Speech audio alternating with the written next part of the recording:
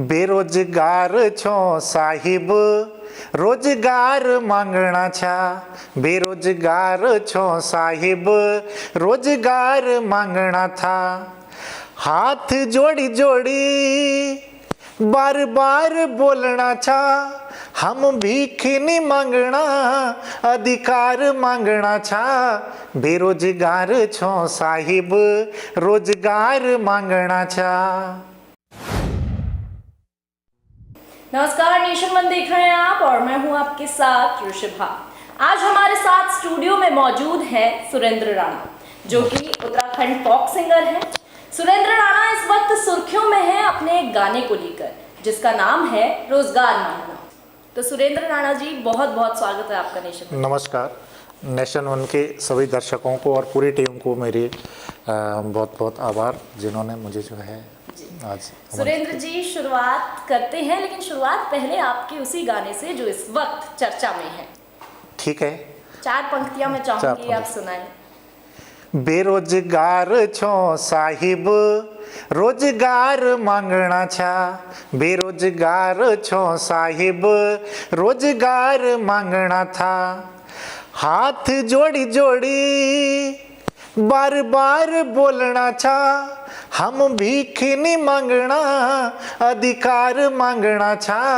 बेरोजगार छो साहिब रोजगार मांगना छा।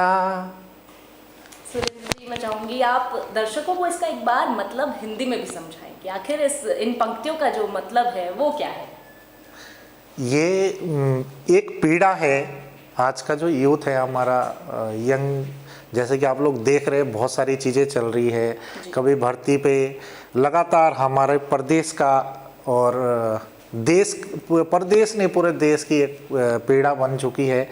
जो यंग यूथ हमारा पढ़ाई लिखाई करके पूरी डिग्री करके बहुत उम्मीदों के साथ ये तैयारी करता है कि नौकरी, और अभी बहुत बड़ा एक आंदोलन उत्तराखंड में भी हुआ, बार बार हो रहे।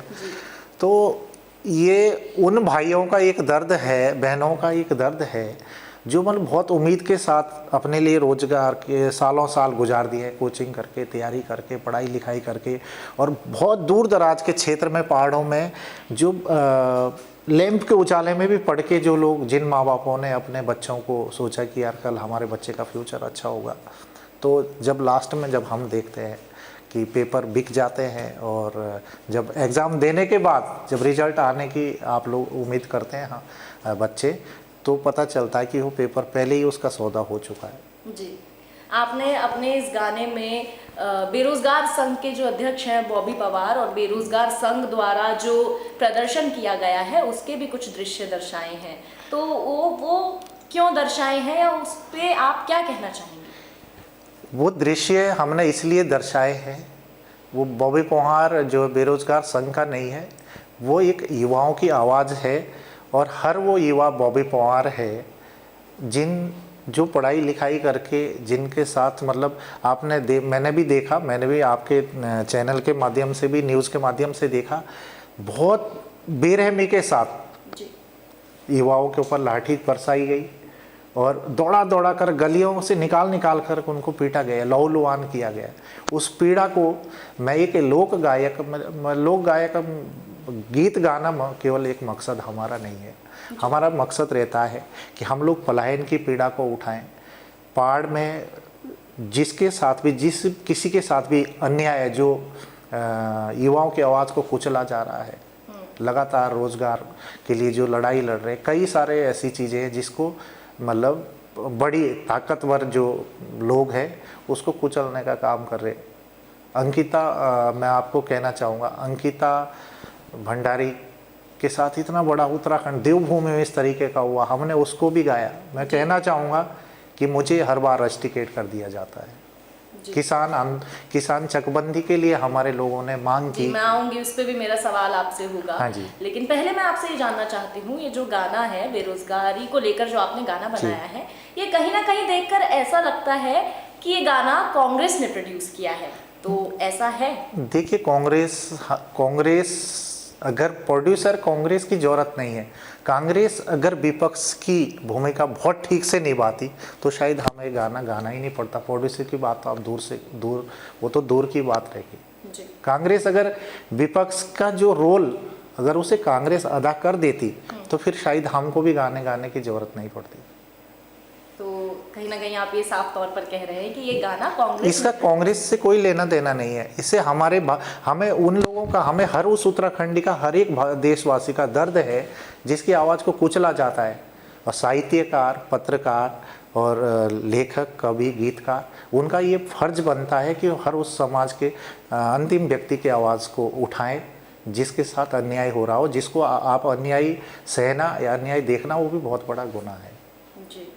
आपने एक और गाना बनाया जिसका ताल्लुक है प्रीतम सिंह से, जिस आपके गाने का टाइटल है ईमानदार प्रीतम सिंह। हाँ जी जी।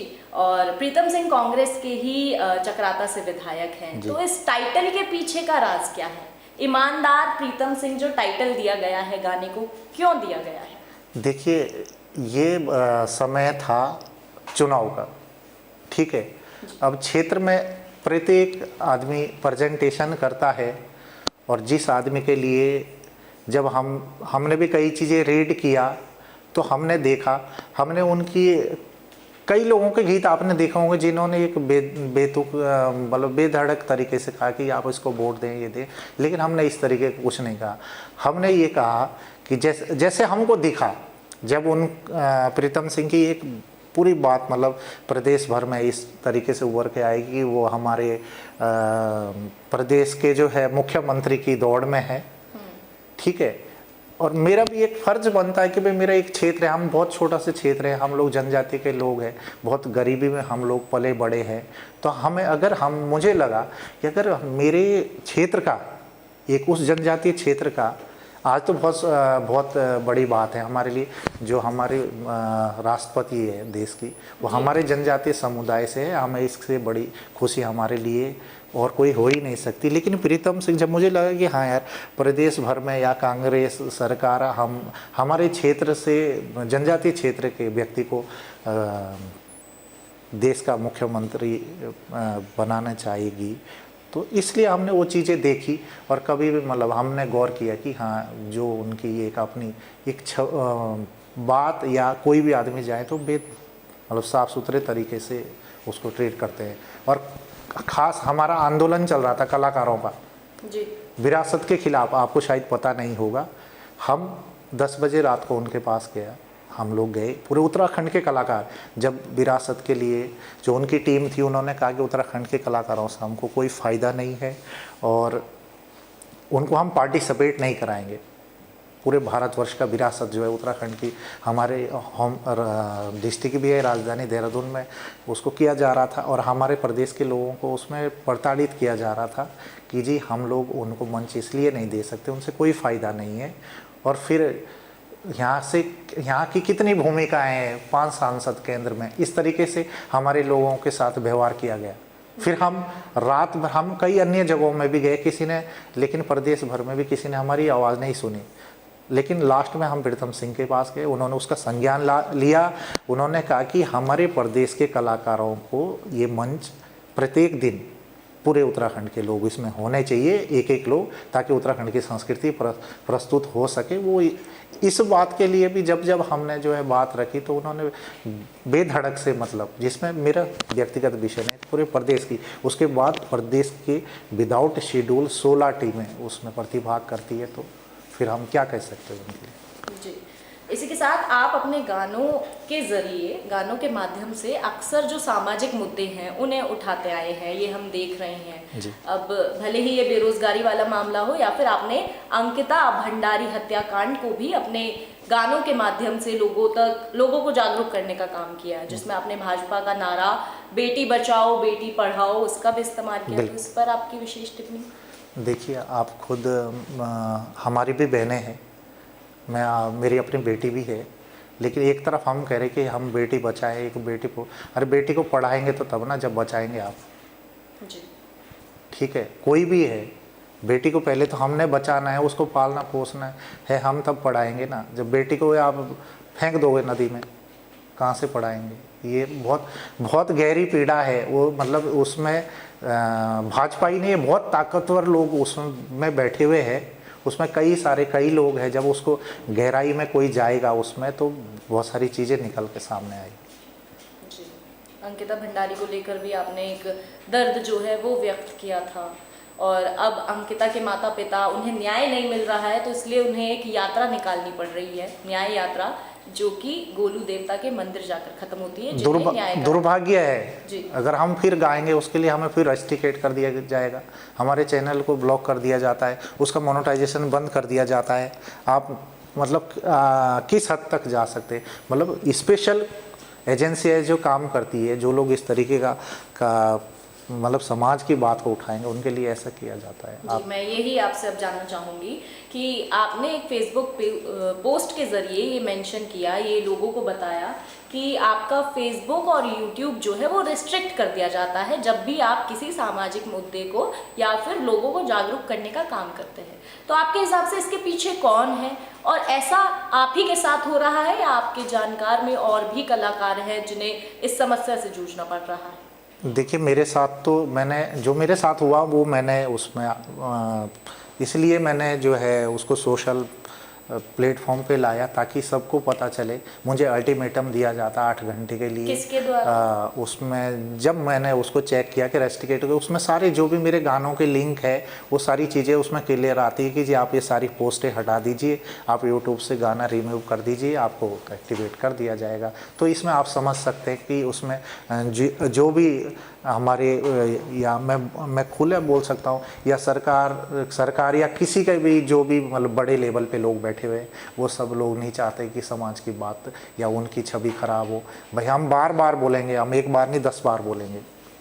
अभी तो हम लोग सोशल मीडिया में बोल रहे हैं, लेकिन कल हमें घंटाघर में बैठ के जी। इसकी खिलाफत करने पड़े, सही की हम खिलाफत करेंगे। जो सही है उसकी हम आवाज़ उठाएंगे, हम उसे दबने नहीं देंगे। गलत की हमेशा हम लोग उस बात को उठाएंगे, चाहे आप हमें रेस्टिकेट करो या आप जेल ले जाओ, वो तो आपके पास ताकत है, आप सब कुछ कर सकते हैं। आपने इसके खिलाफ कोई एक्शन लिया है जो आपको रिस्ट्रिक्ट किया जा रहा है? कोई आपकी तरफ से कोई कदम उठाया गया है, या आपने यूट्यूब से वो वीडियोस हटा दिए जिन्हें हटाने की बात की जा रही है? नहीं, मैंने अभी ऐसा कुछ भी नहीं कहा। मेरे को फेसबुक पेज के लिए 8 घंटे का समय दिया गया था, और 8 घंटे के बाद वापस उन्हें मुझे खोला, लेकिन मेरी लिमिट बांध दी गई है। मैं कोई भी अगर पोस्ट डालूंगा तो वो मतलब बहुत ज़्यादा लोगों तक उसको मैं देख सकता हूँ, और लोगों तक भी पहुँचेगी, मतलब बहुत ज़्यादा उसमें कुछ नहीं हो सकता। तो एक तरीके से अगर आप लोगों को जागरूक करने का काम कर रहे हैं तो आपको नुकसान का भी भागीदार बनना पड़ रहा है। नुकसान तो आप सच बोलोगे तो आपको नुकसान उठाना ही पड़ेगा। मैंने अपने घर की आवाज़ नहीं उठाई, आप सब लोग पूरे प्रदेश ने देखा है, तमाम मीडिया में तो इस वक्त नेशन वन की पूरी टीम को, क्योंकि लगातार आपने ऐसी चीज़ों पर आप जो है समाज के प्रति आपकी टीम नज़र बनाए रखती है। आपने मुझे भी देखा, मैं आपका भी बहुत बहुत आभारी हूँ। न तो हमारी आवाज़ तो वैसे ही कुचल दी जाती है कि मुझे रेस्टिकेट कर दिया था, हम लोग हट जाते उसमें से या हम डिलीट कर देते। तो आपने जो है इतना मतलब बहुत गहराई से आप समाज के लिए, वो समाज की बात को उठा रहे हैं, तो मैं इससे आपका बहुत बहुत आभारी हूँ। वहीं मैं आपसे ये भी जानना चाहूँगी कि देहरादून में जो है आने वाले साल 2026 में मेट्रो के आने की बात चल रही है, इस पर काम भी हो रहा है, जो कि 1600 करोड़ का प्रोजेक्ट है और जिस पर भाजपा काम कर रही है। तो क्या कभी आपने सोचा है कि जो भाजपा की उपलब्धियां हैं उन पर कोई गाना बनाना है आपको, या जो अभी सत्तारूढ़ सरकार है उसकी उपलब्धियों की कुछ आपको 4 शब्द कहने हों आगे आने वाले फ्यूचर में, या अब ऐसा कोई विचार है? तीरथ सिंह रावत जी को तीरथ रावत जी के बाद जब सीएम बनाया गया, फिर कोविड पीरियड चल रहा था, तो उत्तराखंड के लोक कलाकारों के लिए 5 महीने के लिए 2-2 हज़ार रुपये पर कलाकार को दिया जाएगा। उन्होंने ये घोषणा की थी, और हमने मुख्यमंत्री का खुले मंच से मेरा थत्यूड़ में मेरा लाइव स्टेज शो था, हमने वहाँ से धन्यवाद दिया था, और उनका आगे भी देंगे, ज़रूर देंगे हम लोग। लेकिन मेट्रो आए अच्छी बात है, लेकिन पहले हमारे आप उत्तरकाशी के आप पर्वत वाले मोरी वाले क्षेत्र में आप जाके देखिए, वहाँ अभी तक सरकारी बस नहीं पहुँची, मैं पहली बार नदी पार करके गाड़ी में हम फंस गए, वहाँ प्रोग्राम के लिए गए और वहाँ बिजली नहीं थी। ये कब, जब जो था 2014 में। इस टाइम मुश्किल से वहाँ गाड़ी, बड़े मुश्किल से गाड़ी जा रही है। अगर पहुँच जाए तो हम ज़रूर, जो अच्छाई का, हम लोग अच्छाई के भी साथ हैं, लेकिन अगर जो कांग्रेस के टाइम पे ये बेरोजगार लोग बैठे हुए थे धरने पे, उस टाइम भी मैंने गीत गाया था, युवा मांगे रोजगार। जी, मैं चाहूंगी 4 पंक्तियां आप इस गाने की भी सुनाएं। युवा मांगे रोजगार, सब भी मांगे रोजगार, युवा मांगे रोजगार, सब भी मांगे रोजगार। नाऊ मांगदा सोना चांदी, नाऊ चेंदी बंगला कार, युवा दर दर न भटकलू, युवा दर दर न भटकलू, ते मांगदा रोजगार, युवा शान मेरा देश कियों का हौसला न गिरा, वो निर्माण नया भारत का करला अगने बढ़ा। मैंने तब भी गाया, ऐसा नहीं है हम लोग किसी पार्टी के लिए काम मैं बिल्कुल नहीं करता हूँ। लेकिन प्रीतम सिंह की बात आपने कही तो मुझे एक सौभाग्य था कि भाई अगर उत्तराखंड का, प्रदेश का मुखिया हमारे जनजाति क्षेत्र का होगा, इतना हम लोग बहुत दूर क्षेत्र से 210 किलोमीटर हम यहाँ से जाते हैं। आप मेट्रो की बात छोड़िए, हम लोग राजधानी में है, एकमात्र रोडवेज बस वहाँ तक जाती है और वो सुबह 5 बजे। उसके बाद क्या स्थिति है, आप जब क्षेत्र में कभी जाएंगे तो आपको पता चल जाएगा।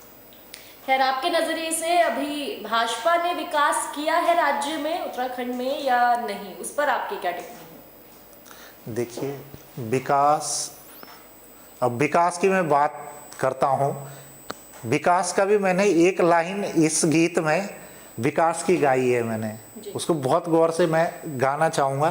जी, वो है, विकास खोजणु छा तुमने भी देखी क्या, उते पाड़ आने को जानी बाटो भूली गए ना, परदान मां बोली मत रीत बोली द्यावा, अर्जी लिखी लिखी मेरो हाथ थकी गए ना, एक दुई बार नी बार बार में लिखना छा, बेरोजगार छो साहिब रोजगार मांगना छा। विकास, आप पहाड़ में जाइए, जो वास्तविक वहाँ का आदमी वो तरस जाता है, वो अपनी पेंशन के लिए तरस जाता है। जो पेंशन वहाँ समाज कल्याण से उनको उम्मीद रहती है कि यार हमें 1000 रुपये मिलेगा, तो उनके लिए बहुत बड़ी सहायता है वो 1000 रुपये भी। विकास, मैंने विकास की भी बात की है उसमें, वो विकास को ढूंढते, वो विकास है कहाँ? जी, तो ये जो आपने 4 पंक्तियां गाई हैं, इनका एक बार विस्तार से जो मतलब था वो हमारी जनता को बताएं। पहाड़ का हर एक आदमी, वो जो आप देहरादून में बैठ के आकलन करते कि ये है विकास, वो है विकास, यहाँ न्यूज़ चैनल है, वहाँ पे लाइट नहीं जाती है, वहाँ पानी नहीं आता है। अरे घर घर नल तो लग गया, लेकिन बात तब होगी जब उसमें जल आएगा, आप तब विकास की बात कीजिए। आपने लाइनें बिछा दी बिजली की, तब जब वहाँ पे लाइट जले तो तब बात होगी। आप हर घर नल की बात करते हैं, जल की बात करते हैं, अरे नल तो आपने लगा दिया बिना टोंटी के और उसमें जल आए तब बात होगी ना, तब विकास आप समझिए। आप, मैं मतलब बहुत वो नहीं, लेकिन कुछ चीज़ें अच्छी भी हो रही है धीरे धीरे, लेकिन पहाड़ का आदमी जो जिसका विकास होना चाहिए उसका विकास कहाँ है, वो पीछे, वो सब लोग बहुत दूर। सुरेंद्र जी, जो उभरते कलाकार हैं उत्तराखंड के, उनके लिए आप एक गायक होने के नाते, एक कलाकार होने के नाते क्या एक ऐसी सलाह देंगे या एडवाइस? मेरी सलाह यही है सभी कलाकारों के लिए कि संस्कृति के साथ साथ हमें क्षेत्र का जो हमारा खान पहन, रहन सहन, खाना, वो भी लुप्त हो रहा है, उसकी तरफ भी ध्यान दें और ज़्यादा से ज़्यादा सरोकार। और हमें खाली गीत गाने से मतलब नहीं, हमने गीत गाया यूट्यूब में डाल दिया, लेकिन हमें हर पहलू को हमने देखना है ताकि हमारा समाज, जो हमारे समाज की कुछ चीज़ें जो ख़त्म लुप्त हो जा रही, लगातार निरंतर सरकार कह रही कि हमने इतना पैसा लगा दिया, वहाँ ये कर दिया, वो लेकिन फिर भी चीज़ें हमारी जो है वो समाप्त हो ही जा रही है। जैसे कि किन चीज़ों की आप बात कर रहे हैं? ग्रामीण क्षेत्रों में आप देखिए, वहाँ पे शिक्षा जो है वो बिल्कुल ख़त्म के कगार पर है। कई स्कूल है कुछ पहले ही बंद हो चुके हैं, कुछ बेसिक तौर पर वो भी बंद होने वाले हैं। तो उसमें कुछ हमें इस तरीके का सरकार को लगातार हम लोग ये जगाने के लिए काम करते हैं कि आप वहाँ जाके देखें। तो हमें वो चीज़ें, वहाँ का वास्तविकता, वहाँ की दर्द क्या है, वो चीज़ हमने उठा के लानी है, ताकि हमारे जो मीडिया के साथी है वो लोग भी उसको दिखा पाएँ, और सोशल मीडिया का भी हमारे पास प्लेटफॉर्म है, और सरकार उस तक जाए, और मतलब हकीकत जो है सरकार अपने रवैये से वाकिफ़ हो कि यहाँ से देहरादून में बैठ के आप कल्पना कर देते हो कि ये हो गया, लेकिन उस जगहों की कल्पना वहाँ पहुँच के अगर कल्पना हो तो ज़्यादा बेटर है। साथ ही कलाकारों को एक बार फिर से मैं चाहूँगी कि आप गाना कैसे बनता है या कितना प्रोडक्शन लगेगा, उससे रिलेटेड अगर आप कोई एडवाइस देंगे। आज की डेट में गाना बनाना बहुत, मतलब एक मैं देख रहा हूँ कि एक बहुत अच्छा, मैं चाहता हूँ बहुत अच्छे कलाकार, नए भी यूथ बहुत अच्छा आज की डेट में आ रहे। एक अच्छा प्लेटफॉर्म, बहुत आसान प्लेटफॉर्म उनके लिए सोशल मीडिया में है, और यूट्यूब का प्लेटफॉर्म है, काफ़ी सोशल नेटवर्किंग है जो बहुत इजी है। आप कहीं से भी गाना बना के उसमें अपनी बात को अपलोड कर सकते। पहले बहुत कठिन था, हम लोग दिल्ली जाते थे, वहाँ से ऑडियो रिकॉर्ड करना था, फिर उसका सीडी बनाना था, फिर उसका ऑडियो कैसेट बनाना था, फिर उसके डिस्ट्रीब्यूटर ढूंढने था। आज ऐसा कुछ नहीं है, आज बहुत इजी तरीका है, लेकिन मर्यादाओं को रख के और अच्छी चीज़ें, समाज के हित की जो बातें हैं या अपने परिवेश की जो बातें हैं उसको आप लोग लाए, और अच्छा पब्लिक तक आपकी बात बहुत आसानी से पहुँच सकती है। बहुत नमस्कार। चलिए, ये थे हमारे साथ लोक गायक सुरेंद्र राणा। देश और दुनिया की तमाम बड़ी खबरों के लिए बने रहिए आप हमारे साथ और देखते रहिए नेशन।